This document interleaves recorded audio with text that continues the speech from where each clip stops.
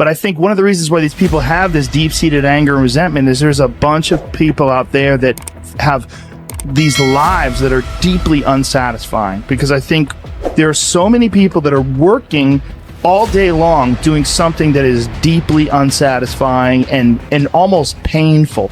Yeah, soul killing. Soul killing. They're stuck in traffic all day, and then they're stuck in a cubicle after that.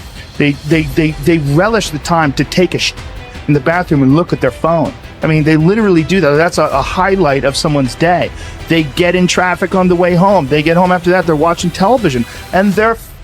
You ever notice that some people seem to want to hang on to stuff that is bothering them? They're forever talking about it. They don't want to let it go. They've had a failure at something and it's grown. They can't get over it. They just can't get over it. Or somebody said something nasty to them. They don't want to let it go. Do you know what we should do?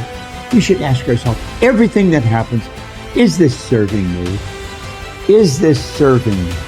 And if it's not serving you, get rid of it. You don't want anything in your life that's not serving you, that's not causing you to grow, that's not adding to the quality of your life.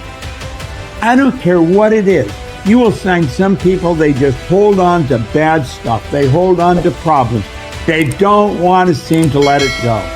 And that adds more problems. Whatever you focus on grows. The only thing that can grow is the thing you give energy to. Why would you hold on to anything that's not serving you? How bad does it have to get? I mean, to what denominator, to what lowest level do you have to reach before people really make up their mind to change? My message is, why wait? I mean, when you're feeling so altered emotionally, you feel so bad, that's the moment you could actually see yourself for the first time, because you're not answering your cell phone, you're not responding to all your texts, you're not watching TV, you're not going out to dinners, you're not calling people back. Something's altered in you, and you're starting to become self-aware, right? I dare you to analyze yourself first, your company first, your character, your behavior, your work ethic. I dare you to analyze it and see if there's any change you can make. See, you cannot manage time, but you can manage activity. You can manage your activities. Make certain that what you're doing really makes a difference. Make certain that you're spending your time on activities that are productive, that are taking you in the direction of your goal. If you think about the person that you want to become, what's that person do every day that you don't do right now? And when you start to do the thing that the person you want to become is doing, you leverage something called behavioral activation therapy. And that is a whole body of research that says when you act like the person you want to become, it's the most powerful way to change a habit. It's even better therapy than talk therapy, because the action proves to your brain that you're becoming that person. You're seeing the change through the action, and so then the brain catches up and starts to relate to you like a person that's confident, or a person who adores their appearance, or a person that celebrates themselves exactly as they are. Before you start the day, ask yourself, how do I want to think today? How do I want to feel? How do I want to behave? I mean, what would greatness look like? What would love look like today? What could I do that would be really cool for me at the end of the day? Say, wow, so I had a good day today. What would make me feel that way? And if you can't find an answer to that, start reading. Who reads anymore? Read a book. I read so many books a week. I know, I'm that way too. So read something about, you want to be wealthy? Read a book about someone who became wealthy, and get real and realize they may have failed 50 times before they actually pulled it off. Or what were their characteristics? What were their traits? What made them? It wasn't about their wealth, it was about who they became. That's the key, right? So fill your brain with a little knowledge, and then just start asking yourself, what's the greatest expression of myself that I can be today? And rehearse it. Rehearse how you're going to be. And then if it leads to a different choice, that's the unknown. Mm-hmm. And just know that it's not going to be predictable. It's going to be a little uncomfortable.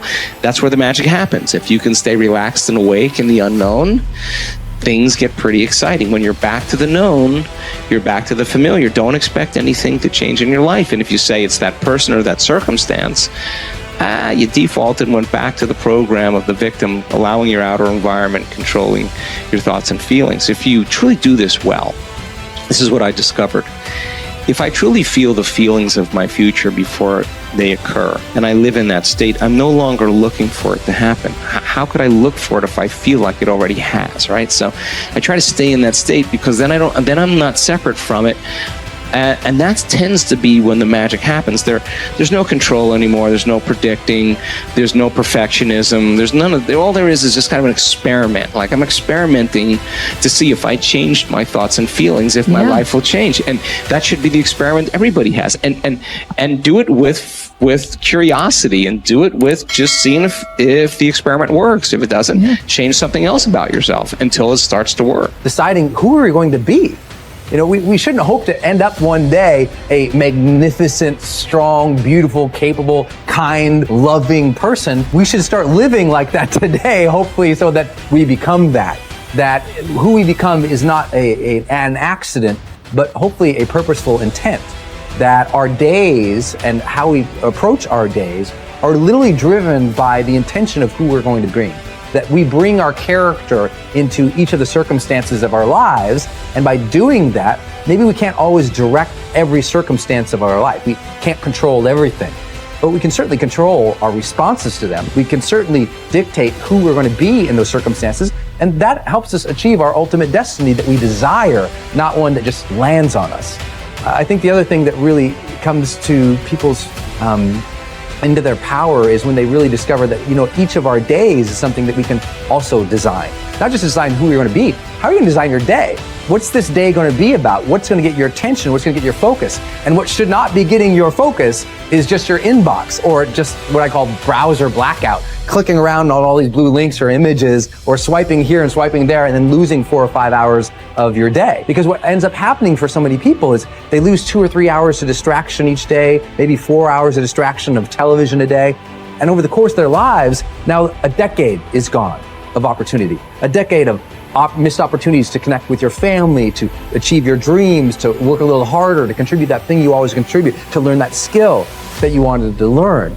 Like, we have to decide on our days. We have to design them. We have to wake up and decide what this day is going to be about, what's going to get done, what's going to deserve our focus, who will we reach out to, instead of just responding to everybody else's needs. Look back over your life and ask yourself, what activities, behaviors, or decisions have been most responsible for my success in life to date? You will probably find that less than 5% of the things that you have said or done have accounted for most of the success you have enjoyed. You may find that it was your unique ability to solve a particular kind of problem or to take advantage of a particular type of opportunity. You may find that your special talent was an interpersonal skill that enabled you to influence and persuade other people at a particular time and place. You may find, on analysis, that it was an ability to take charge and accept responsibility for accomplishing a particular goal. Whatever has been responsible for your successes in life to date may be a good indication what you should be doing in the future. Analyze your work based on the measure that I call return on energy. Leaders in every field deliberately apply their talents and energies where they can achieve their greatest return on the amount of energy, mental, emotional, and physical, that they invest in any endeavor. They refuse to take on jobs or work in areas where they cannot perform at exceptional levels. They treat themselves as valuable resources, and they spend their energies very carefully. One of the questions that you might continually ask yourself is this the best possible use of my time and energy? Is what you are doing right now the most valuable thing that you could be doing, given your particular combination of talents and abilities? Often answering this question will help you to see that there is a vast difference between what you are currently doing and what you should be doing if you want to be fulfilling more of your potential. Once you have chosen your ideal job or occupation for this stage of your career, your biggest responsibility is to make the decision to become very good and then to become excellent at what you do. In a lengthy study on successful Americans, the Gallup organization discovered that expertise, or being recognized by your peers as one of the very best in your field, was one of the essential ingredients for success in American life. We said before that self-confidence comes from positive knowing rather than positive thinking. It is only when you know that you are outstanding in your chosen field that you really feel terrific about yourself, and that you enjoy high levels of self-confidence, Men and women who are good at what they do and who know that they are good at what they do are very different from those who are only average. They walk and talk and dress and behave differently. They have an attitude of assurance and certainty about themselves that causes them to stand out in any group. They have a deep down sense of self-worth and self-confidence that is evident to everyone around them. The quality of a person's life is in direct proportion to their commitment to excellence, no matter what their chosen field.